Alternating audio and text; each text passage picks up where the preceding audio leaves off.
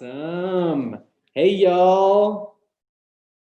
I am Blake Thurgood. I am from Austin, Texas, and I'm in the middle of Guatemala. So I don't sound like you guys with your funny accents. Just kidding.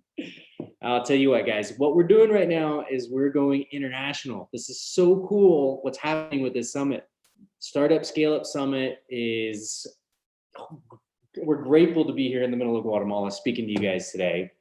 It is so cool to be able to like stream through fiber optic line into more fiber optic line, maybe going to space and then back down to you guys through some fiber optic line. This is an evolution that's only been around for the past maybe 5 years.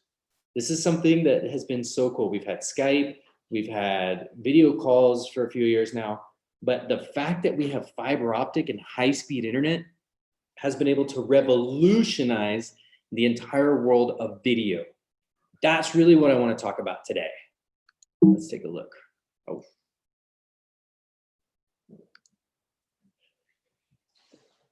This incredible new world of video streaming has two parts to it. The first part is recording the content.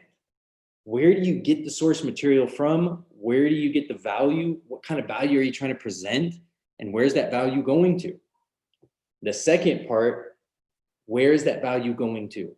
How are you presenting that?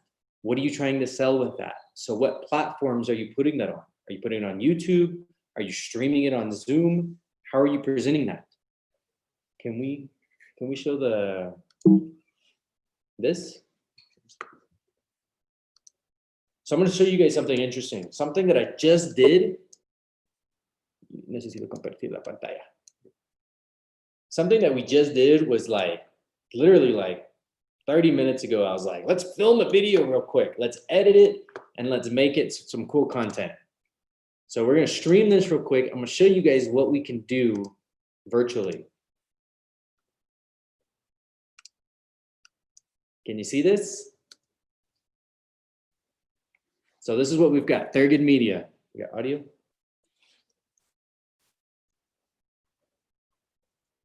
Okay, watch this. January 25th, 1964. There was a track runner in Oregon that decided to make a new type of shoe. So he went to his coach, and him and his coach designed this new wafer style shoe that was better on the track than some of their competition. Making the shoe in Japan was a big step for them. That's something that not a lot of American manufacturers had done. But making that shoe overseas meant that they could lower the cost of their product. They could mass produce their product. Today, that company is one of the largest shoe manufacturers on the planet, Nike. Nike is a great example of a good company that's been able to utilize resources overseas. Just today are we able to do that with video. My name's Blake Thurgood. I own Thurgood Media. I'm from Texas. I'm from the States, but I'm here in the middle of Guatemala putting some amazing designers, amazing editors to work to make sure that these guys have good, sustainable jobs in this developing country. And also, I'm providing really affordable video editing services for you guys in Europe and for the United States here in the middle of Guatemala. Come with me. I'll take you to my office. Let me explain a little bit more. So right here on the back of your Apple computer or your Apple phone, it says designed in California, made in China. If you think about how that concept works, we look at how things can be designed, strategized, pieced together in one area, but yet actually manufactured in another area. That's exactly this new video revolution. That's the whole principle and key part behind it. Apple's done it, Nike's done it, East India Trading Company's done it for years and years and years. This whole global economy now coming together with digital media being sent thousands, hundreds of thousands of miles across the globe to be re-edited is starting right now. Now places like Guatemala, Guam, you name it, Thailand are getting super high-speed internet. The ability to send them really good content really fast and them to be able to turn it around and edit it super quick and get it back to you in a few days is becoming the new norm. This idea isn't a new idea. It's something that's been going on for years. we've been able to edit and we've been able to manage people's Instagram, YouTube, and Facebook accounts in foreign countries for years. Right now, though, it's exploding because we have the ability to send high-speed data. No, it's exploding right now because we have the ability with high-speed internet to send massive amounts of content. Gigabytes of video information can be sent across thousands of miles in seconds. That's the difference between what happened last year and what's happened this year. We do this again and again and again. And so from one 30-minute video, you can subdivide all of this special content and make what we call meta videos.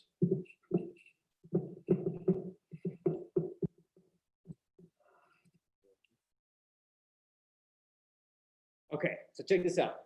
What we've got is we've got an understanding of that now that with high-speed internet, we're able to travel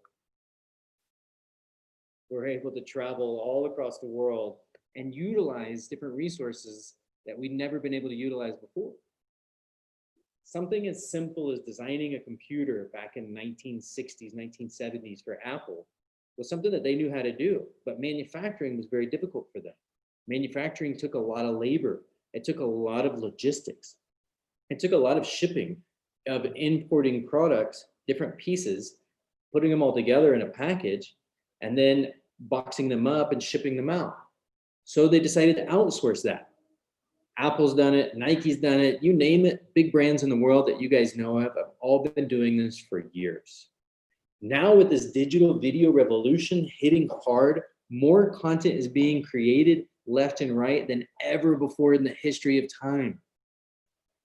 What's really hitting is the fact that value has been lost through the creation of this content. So what we can do is we can create a very large scale, a large scheme of content. We can break it up into different blocks, different pieces, and we can send content directly to the people that need it the most, providing the most value for them. Look, I'll be honest. I'm a victim of watching ads like crazy. I love watching ads. I'm in a marketing agency. We've got about 109 people in our marketing agency total. We've got this big marketing agency that needs a lot of innovation in targeting. Targeting is something that social media networks have been able to do for years and years and years. Now that we've got really good narrow targeting, it's important to make video content for a very specific demographic. For example, you like Jaguar cars, right? Say, for example, there's a dealership down the street that sells MG, they sell Land Rover, and they sell Jaguar. They sell 3 different types of cars, and they sell Rover and Ford. They sell 5 different types of cars, right? But Jaguar just wants to advertise Jaguar cars to the people that have Jaguar cars. So we position cookies on a website on, for example, the homepage of this dealership, and the cookie, you guys may know how this cookie thing works. When somebody only clicks on the area of the site or majority of the area of the site that has to do with Jaguar cars, for example, Jaguar parts, or maybe they're looking for new cars for Jaguar, Jaguar can then target a video that specifically is for Jag, for that dealership, and target them using Google ads or using Facebook ads. That type of specific targeting works really, really, really well. But you couldn't do that unless the dealership actually made Jaguar ads, Ford ads, MG ads, you name it. They have to make all of the ads for all the different types of cars that they have. That being said, let's think outside the box. What if there was a company somewhere in the world that could just create lots and lots and lots of content videos for a company? So for example, you've got this guy walking around this dealership of this car lot in the middle of, let's say, Chester, and he's going around with the camera and he's videoing a Jaguar, he's videoing the Ford, he's videoing the Land Rovers, and he's there for one day, and he gets paid £500-600 for that day of work, right? Videoing. Then it's going to take him 3, 4, 6 weeks to edit that content into one video, maybe 2 videos. What's happening right now is this new video revolution is allowing that content that that videographer created to go to a different foreign country, to go to a developing country like Guatemala, like Thailand, like Cambodia, and be subdivided and chopped up into pieces. And each one of those pieces can be made into long form videos. So say, for example, he's got 3 hours of video content. We can literally make a video that's 3 hours long. And then we can make another video that's an hour long of the big, long 3 hour long video. And then we can make another video of 30 seconds. And we can make another video of 1 minute and another video of 5 minutes. This trail of videos can go very global to very, very specific. So from one shoot of 3 hours, we can now make literally dozens of videos, 50, 60 videos for this dealership. And then that dealership can go into Google Ads and target specifically people who specifically are searching for a Land Rover, specifically are searching for a Jaguar, specifically searching for MG, specifically searching for Ford and Rover. And that attracts that type of personality. You know what I hate more than anything is getting ads for tampons. I don't need ads for tampons. I don't use them. I'll buy them. Why would a global ad perspective go and start shooting everybody tampon commercials? That's not necessary. But 50% of the population in the world does use them. So it's so much easier to target just only women now that we have social media than target men and women. That's a very global perspective of looking at it. Thinking outside the box is making sure that maybe even women in leads from the hours of 10 a.m. to noon when their kids are in school, are getting that tampon commercial, right? Wouldn't that be more targeted specific? And specifically women that have families, and then make another video specifically for women that don't have families, right?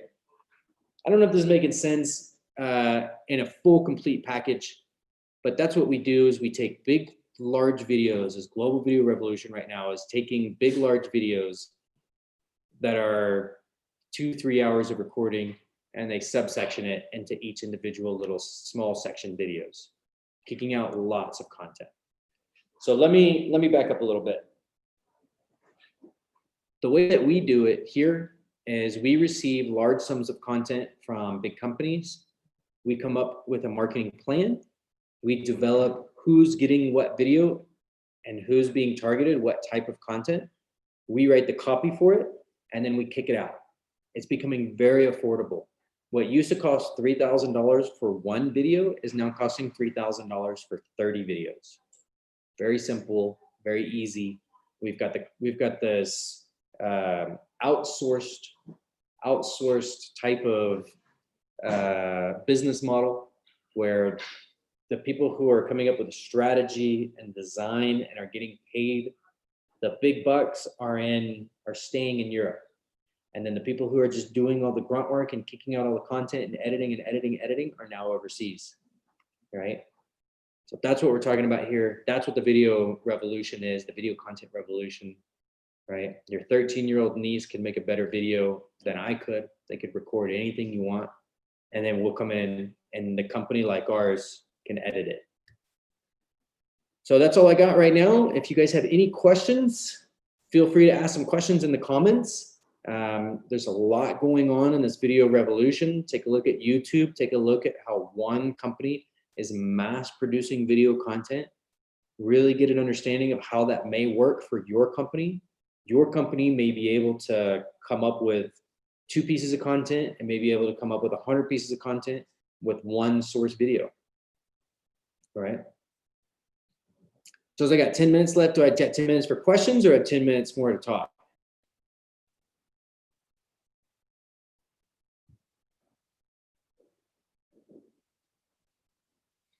Are there any questions? We'll open it up to some questions.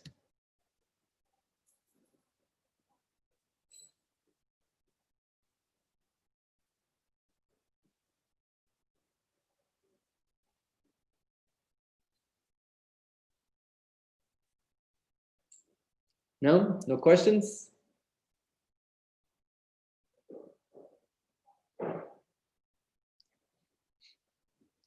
Startup companies need content. If you're starting up a company or if you're already involved in a company that's growing, content media is the #1 way to tell people your story. You have a story to tell. Now, check this out. We've got, for example, a restaurant. Say you're starting a restaurant, right? How do people originally hear about what products you sell? What food you have? What specific industry are you in? How do people hear about that? That's the point of inception. That's how people originally hear about what you are. Second, how do people experience that product? Do they come into the restaurant? Do they order it on an app online? Maybe they go to your website. Maybe you have a Facebook page. You order it from there and then it gets delivered to the door. When it gets delivered to the door, how is it packaged? When they unbox it, when they bring it out, how does it come? And then also from then on, how does the story end up going into the next person? So for example, say I've got a barbecue restaurant, right? And I've got these big ribs. And I want everybody to know that my ribs are the biggest and the best ribs on the planet, right? So I put online, social media, biggest ribs, best ribs, come check out my restaurant. I click promote, the ads. Now people who've never heard of my restaurant before, my big ribs, are now starting to hear about the ribs. They come into the restaurant, they take a look at the menu, it says right there, biggest ribs in my area. Boom, I want those. They tell the waiter, give me the ribs, please. Ribs show up, sure enough. Big, huge ribs, amazing, delicious. Nom, nom, nom, nom, nom. They eat them down, delicious.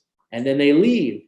When they leave, they go with the word of mouth and they tell their buddies, hey, George, dude, you need to come check out the biggest ribs in this area, man. They're so good. Now, George is going to go check out the restaurant. George goes and tells 5 other people.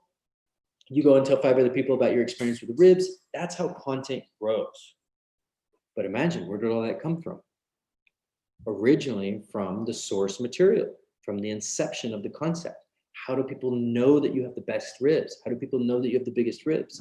You have to create that content first to let people know that you exist. There's people out there looking for your product. People exist wanting to know that you exist because they want to buy your product. You have to let them know that. How do you let them know that? With content. Consistent building content and creating content that tells the whole story. The 3 parts of the story: the inception, how they experience the product, and the final words at the end on how they then be advocates and tell other people about your product is consistent. It has a very consistent chain of content. It's the same thing: biggest ribs, biggest ribs, biggest ribs. People hear about your product because you wrote, I have the biggest ribs. People experience your product, they experience the big ribs, and then they go and they tell their friends about the biggest ribs. That's an explosive marketing strategy. That's how content grows. So how do people first experience those big ribs? They have to hear about your ribs. They have to go in and they have to find it on some sort of social media platform, or they have to walk by it, and there has to be a big sign out front: content. That's what it's all about. Now, there's a big difference between good content and bad content. Bad content is going up with your smartphone, videotaping a rib, taking a photo of it, going, click, check out the rib I just ate. That's bad content. Good content has a little bit of flair behind it. Flair isn't necessarily making things look pretty.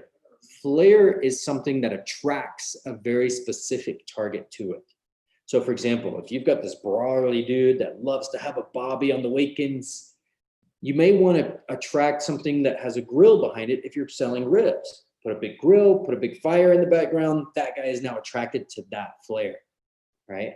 Say for example, you open up with a salad on a menu of a restaurant, right?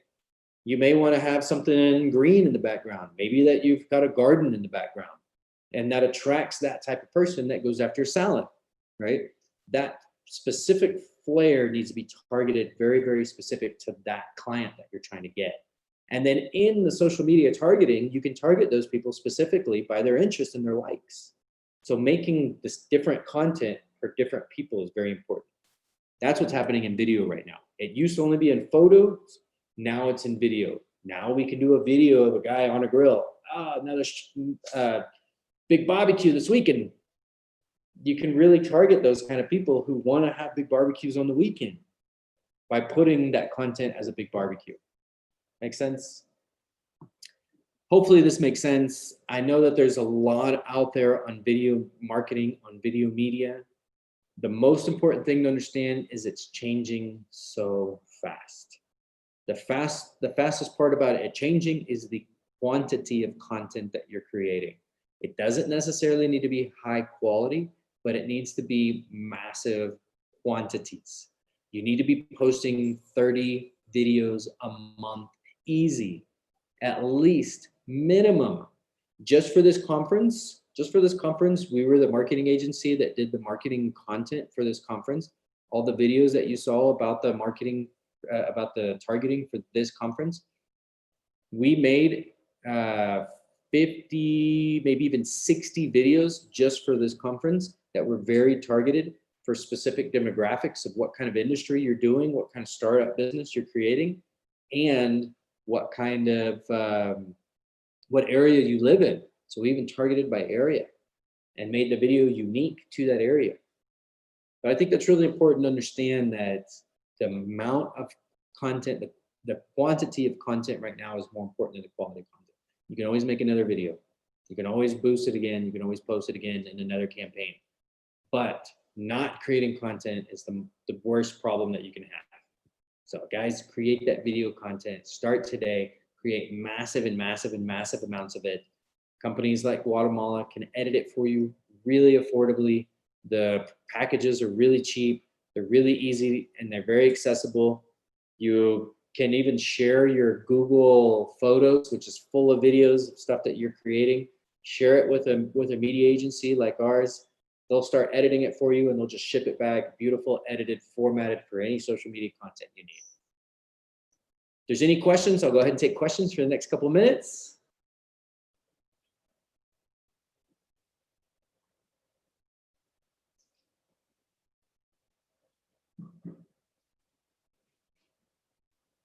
We got any questions, guys? Okay, guys, make sure you check us out in the exposition stand. If you're willing to jump in and start your video content, we'll actually give you a free video. Make sure you look for us, Thurgood Media, in the exposition stand. We'll take a look at some of the content that you have. We'll chop it up into some pieces. We'll animate your logo. We'll give it to you for free. If you guys want, that's a freebie that we'll give you. If you're watching this right now, make sure you guys take a look at our exposition stand and send us a little message saying, I want the free video. Send us your content. We'll make it all free for you. Okay, guys? And we'll show you how easy it is to take some of the content you have, make it professional, make it beautiful, and make massive quantities of it. All right, guys. Thank you so much for your time today. Feel free to look us up, thurgoodmedia.com.